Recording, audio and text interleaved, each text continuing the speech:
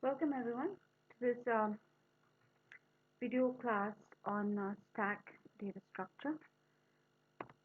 Now on this video class, I'll just run on these important points about stack. Stack data structure, first of all, is a linear data structure, and it is also a dynamic data structure. It is based and implemented in last in form, first out format. Okay. And these are the operations that you can perform with stack, that is pop, push, peek, and we also have some operation through which we also get some errors on as overflow and underflow. So let us go and see these points one by one in detail. As for the first one, that is the linear structure. Linear structure data if you say any data structure that falls under linear data structure, it means it is all the element forms are in sequence order. Okay. However, if you see that data structure is divided into or categorized in this way, we have the primitive data structure and we have the non-primitive data structure. Under the primitive data structure, all the data types, that the inbuilt data types of the language, that is of Python in this case, okay, they all fall under primitive data structure.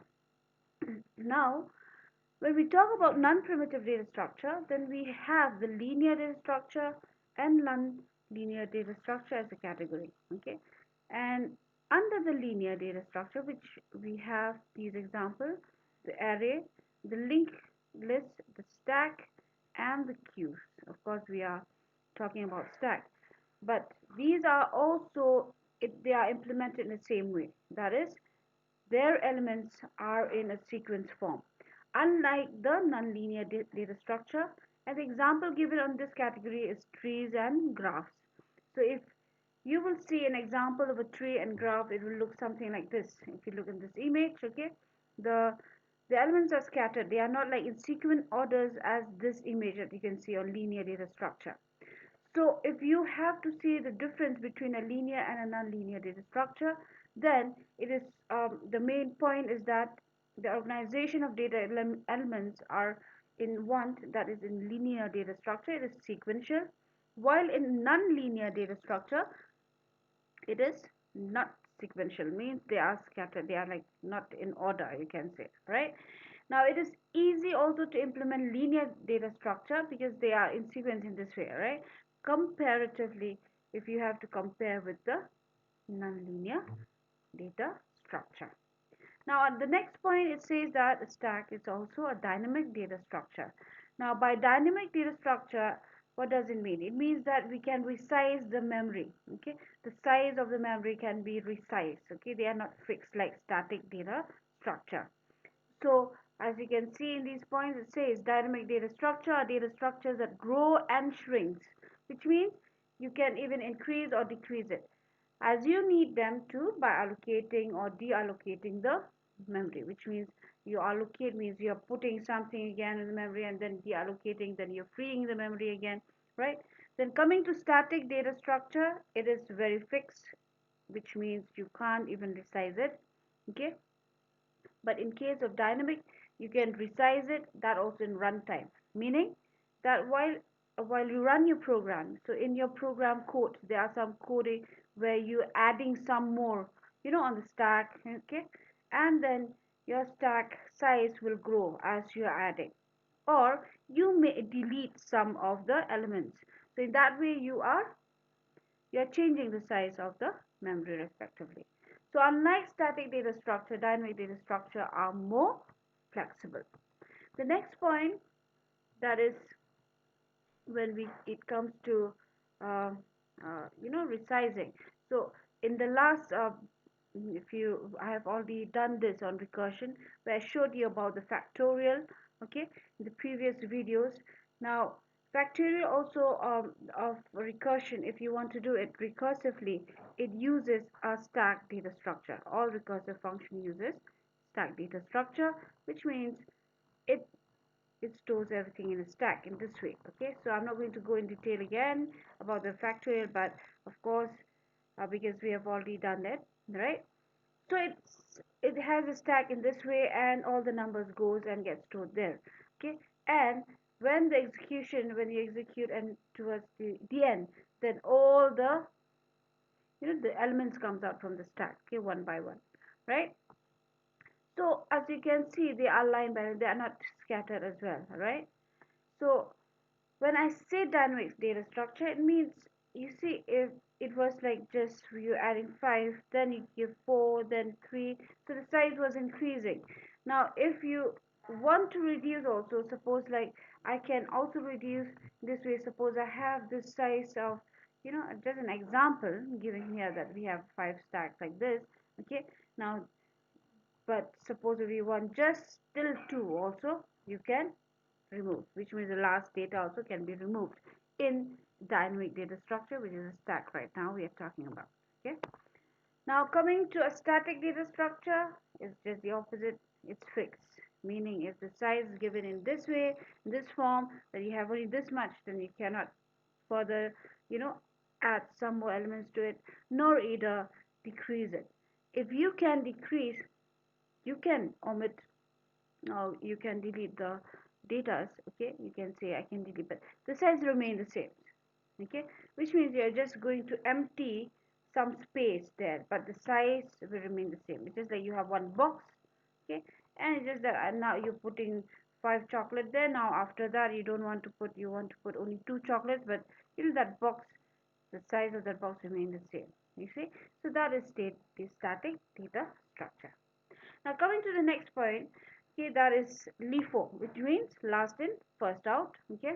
Now last in, first out, it means in a stack, though numbers you can, all elements you can put in a stack in this way, okay, one by one, okay, but you will see the last one will be the one that will come out first, okay. So that's why we say it follows the rule of last in, first out. So that's a LIFO. Okay.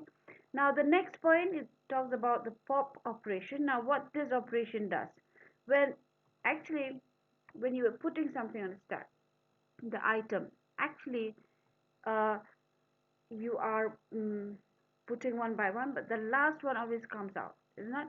So when you use this pop operation, since it means removing, means make, like, if you just want to access the data out of the stack, okay, then we use the pop operation this way. Okay, so when you want that last digit, okay, the last item, okay, to come out of the stack, then we use the pop. That's what we call as a pop operation. So of course this also follows the last in, first out, which means if you pop, the last one will always come out first, right? So removal of element from a stack is called as pop operation. Okay. Now coming to a push operation. Push operation is nothing, it's just an insertion of all the elements in a stack in this way, right? So the insertion of element in a stack can be done using a push operation. So remember, pop is for, extracting, or you can say removal of the item from the stack, whereas push operation is to insert the element in a stack, which we are going to do practically. I'm going to show you how we use these, okay. Okay, and but the terms remain the same. Remember, when I say pop, it means come out of the stack, and when I say push, you're inserting, okay, the element in the stack. Now coming to the next point, now here you see there are 3 stacks, okay. Now if I use a peak, that is the last of next operation. Now if I use a peak in the first stack, in this case, okay, it's going to just give the output as 77. Why? Because peak does not remove nor either insert. It just gives you the information that on the topmost of the stack there's one item, or you can say the one element, and that is 77. Just that. So that is the function of a peak. Okay. And if you use peak again on the second example, the stack. Now, if you use peak on this second stack, it is going to give you 15, yes. And if you use a peak in the third stack, in this example, it will give you 24. So all it does is just takes out or just give the information that there is 24 on top of the stack. Right? It's just like the topmost item or element, right? And another word for peak is also called as inspection. Okay. Now the next second last point is overflow. Now you have two stack here, one here and one here. As you can, if you can see in this one, in the first one, we have a space to insert one more. You see, like, here. Okay, I'm inserting 77. So this I can do using a push operation. Yes, that we have already discussed.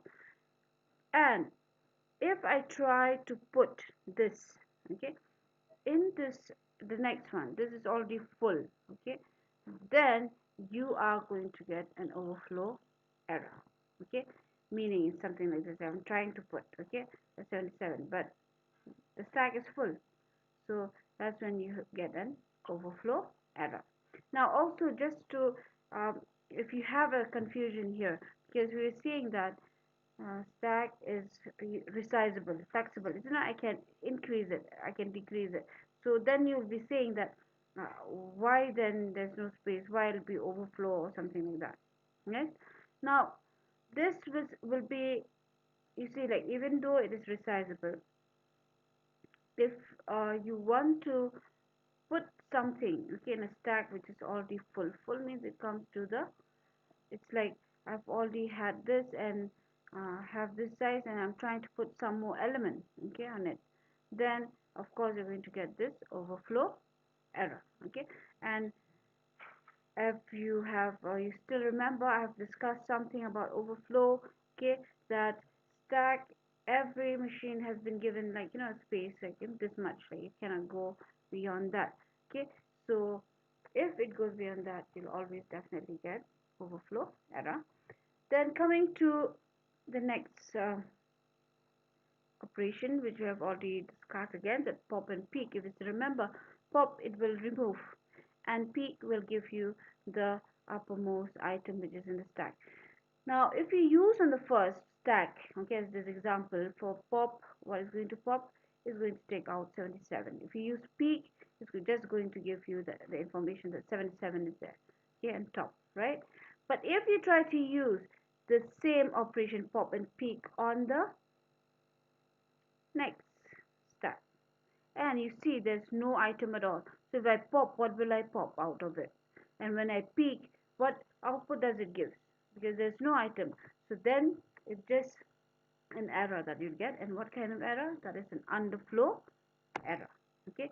So it's just like you cannot remove anything which is not there. Okay, it's common sense only, that we cannot remove any item or element from a empty stack, nor either we can peek and try to find out what's on top of the stack when there's nothing.